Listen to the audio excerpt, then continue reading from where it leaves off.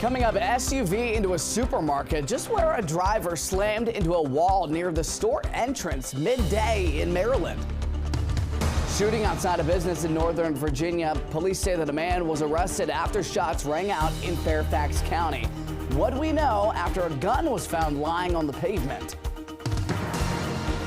DC Council shakeup, plus the police chief exiting her role. A handful of leaders opting not to run again from City Hall, others seeking a position in Congress. Who's making moves and where? And it's been a dry and breezy Sunday out there. Are we still seeing winds? Well, I'll talk about it, show you the latest wind speeds and what to expect for overnight temperatures, all coming up. And AI assistance. Could a chatbot help make final holiday purchases and submit your returns? And do you really need a receipt? We're stretching your dollar. You're watching the station covering all of the DMV. This is DC News Now. Good Sunday evening, everyone. Thank you for joining us for DC News Now at 6 o'clock. I'm Ben Dennis. We start tonight in the district. That's where two shootings broke out minutes apart, killing one man. Let's start with the first one. DC police say it unfolded at 6:04 this morning on Pennsylvania Avenue in Southeast. That's near Fairlawn Avenue and 295. An unidentified man was found shot there, rushed to the hospital where he died. 10 minutes later, at 6:14, police say shots were fired in Northwest, this time on Georgia Avenue near Kennedy Street in the 16th Street Heights neighborhood. A man was found shot and he's expected to be okay. Meantime, police in Fairfax County say that a man was shot outside a business in Chantilly and not far from the Dulles Expo Center. Police say they responded around 11 a.m. this morning on Willard Road and found the injured man outside. He was sent to the hospital with non-life-threatening injuries.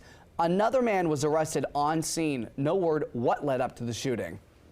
One of your top stories, well, in Montgomery County, an SUV slammed into the side of a supermarket. Business came to a screeching halt. Here's a look at that SUV after it wrecked into an emergency exit door of the Giant Foods located at Leisure World Plaza north of Aspen Hill. Officials say a man behind the wheel was sent to the hospital. He's expected to be okay. No other cars were reportedly involved. Meteorologist Scott Sumner standing by. He broke the news to us yesterday. Will we have a white Christmas? Maybe some folks tuning in right now didn't hear that, Scott. You're going to get to it in a little bit. Yeah, unfortunately, no is the answer to that question. We'll get into that specific day, but right now, 44 degrees, partly cloudy skies. Our rooftop camera is shaking just a little bit, as you can tell, so I won't stay on this for too long. So as you can see, wind gusts up to 24 miles an hour here in D.C., 26 at Manassas. I did talk about the wind last night and that we would be having some breezy conditions today, and sure enough, that has come to fruition.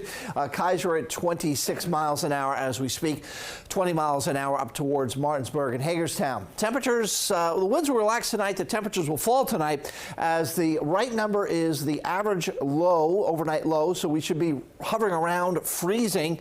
But what we are looking at is below that mark tonight, and waking up tomorrow morning, it should be in the upper 20s here in the district. A little bit better Monday night going into Tuesday, and even more so on Wednesday. But we also have some moisture moving on into the region. We'll talk more about that coming up with our Futurecast. But yeah, a chilly start to the holiday week. Tuesday morning mix possible and some spotty showers, rain showers that is, for Christmas Day. We'll break it down with the full 7-day. As always, Ben, back to you. All right, Scott, thanks. We've learned 2 dogs and a cat were found dead inside of a house in Bethesda overnight after a fire. We're told 2 people living there were not home at the time. Firefighters say they responded to Nemahagan Road just before 8 Saturday night and found a fire in the ceiling of the first floor, but no fire in the basement. They say it appears a battery-operated light started in the first floor bedroom closet before it spread into the attic. Officials say the home did not have working smoke alarms and the fire caused $300,000 in damage. 2 residents are without a home. A sad update after a man went missing this week in Fairfax County. Police say 79-year-old Leonard Thompson was found dead in Troutville Saturday. That's right outside of Roanoke. And retired American gymnast Dominique Dawes says that Thompson was her father-in-law. She shared an update to the search for him on social media. Thompson was reported missing Monday in Herndon. That's when state police started looking for him after he reportedly attended a funeral and had dinner with friends. They took my passion for being the angry black woman. I never, and never will, and never would have encouraged, intimidated, retaliated, or told anyone to change their numbers. Outgoing D.C. Police Chief Pamela Smith defending herself this week, saying that she is offended at the suggestion that she would direct staff to manipulate crime data, which was the subject of two recent investigations, one by the DOJ, the other by Congress. And during a ceremony intended to thank her for her service, Smith finished with some fiery words, and she also invoked scripture. Our Marielle Carbone recaps Smith's farewell that folks on social media are still talking about. Today's walkout ceremony was not open to the public, so no follow-up questions with the chief, but she was clear in her remarks. She did not and would not change crime data. The message to anyone doubting her, well, take a listen. In her final address as chief of police, Pamela Smith spoke to a room full of supporters, family, friends, city leaders, and police officials. I don't have to talk about what I've done in this city. May the work I've done speak for me. But her message to others. So I'm going to the Bible when I say this to my haters. F you. No, it's not a drop the mic moment. Watch me in this space. I forgive you. Smith announced her resignation earlier this month, calling it a personal decision. And days later, the House Oversight Committee dropped this interim report.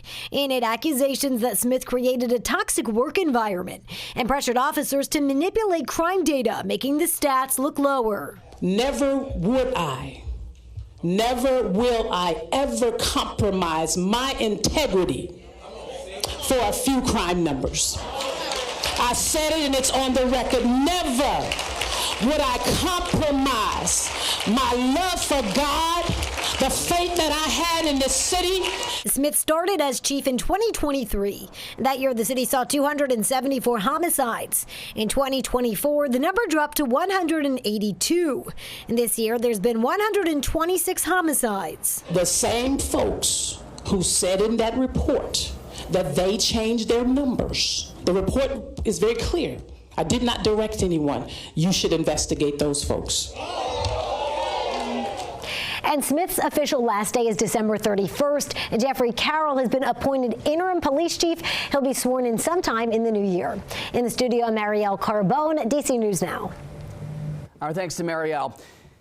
The three men accused of killing a congressional intern will be held in jail until trial. We got an update to this. Investigators say Naquan Lucas, Jalen Lucas, and Kelvin Thomas Jr. shot and killed Eric Tarpinian Jocham in a drive-by shooting in June. Two other people were hurt. Jocham was reportedly not the intended target. And Naquan Lucas is also being held for shooting and killing another person in July. That's the allegation. The victim, Zoe Kelly. The trial is set to begin in April next year. Big changes coming to D.C. City Hall with a number of officials not running for re-election. That includes at-large council member Kenyon McDuffie. He's stepping down, and speculation is swirling he might run for mayor. McDuffie says his last day is January the 5th. He's been on the council for nearly 13 years and served as the chair of the Business and Economic Development Committee. And on speculations of a potential mayoral bid, McDuffie tells us he would not confirm that. I'm not breaking any news right now in this moment, but I would say that people should stay tuned for sure. As I said on the dais to my colleagues, I love this city. I believe in this city, and I also believe that this is not, by any stretch of the imagination, my final chapter in my service to the residents across the District of Columbia. Well, that certainly opens the door for a conversation. Last month, Mayor Muriel Bowser announced that she would not seek re-election. Ward 4 Council member Janice Lewis-George is now running for mayor. Council members Anita Bonds and Brianne Nadeau will not run again, and council members Brooke Pinto and Robert White face off for the D.C. delegate seat. Prince George's County Council member Calvin Hawkins has announced that he's resigning effective tomorrow. Hawkins will now serve as the county's Assistant Deputy Chief Administrative Officer for Economic Development. He served on the council since 2018 and was reelected for a 4-year term back in 2022. According to county rules, the remaining council members will appoint someone to fill his spot after reviewing resumes and candidates who are interested in that role. That person will hold Hawkins' seat until the next election. Happy holidays, everybody. Getting closer to Christmas, and people are looking for ways to give back during the season of giving. One Northern Virginia group is hoping to help prop up nonprofits that serve Arlington, and all through a nonprofit holiday wish catalog. Our Tosin Fakile caught up with the Arlington Community Foundation for how to consider giving back. In the holidays, people look for ways to make a difference, and one Northern Virginia organization is letting you know how this holiday season you can help nonprofits that serve Arlington continue to do so. You can make that impact through the 2025 Nonprofit Holiday Wish Catalog. Joining me now to talk about how you can help is Nick Knock, Director of Communications for Arlington Community Foundation, who organizes this Holiday Wish Catalog. Nick, thanks for waking up with me this morning. I appreciate it. Thanks for having me. This is the 6th year of this. So first, tell people what the Nonprofit Holiday Wish Catalog is. So the Nonprofit Holiday Wish Catalog is a really easy way for people to support a lot of local Arlington serving nonprofits in one place. So it's an online giving platform where nonprofits, they can submit a grant request up to $5,000 for a year-end need, and people can go on to the Holiday Wish Catalog and they can browse and support as many as they want to, and then check out with one checkout process to make it really easy. That's so amazing. And this year is bigger than last year, and some new nonprofits. Talk about how many there are. Yeah, so just to give you some context, last year we had about 45 nonprofits, and this year we have over 70 nonprofits in the catalog. Wow. And that includes 22 new nonprofits who have never had wishes in the catalog before. Some good ways to consider helping out. Coming up, we've heard about the dangers of AI, some perks too of the technology. How about when you're looking for last-minute holiday gifts?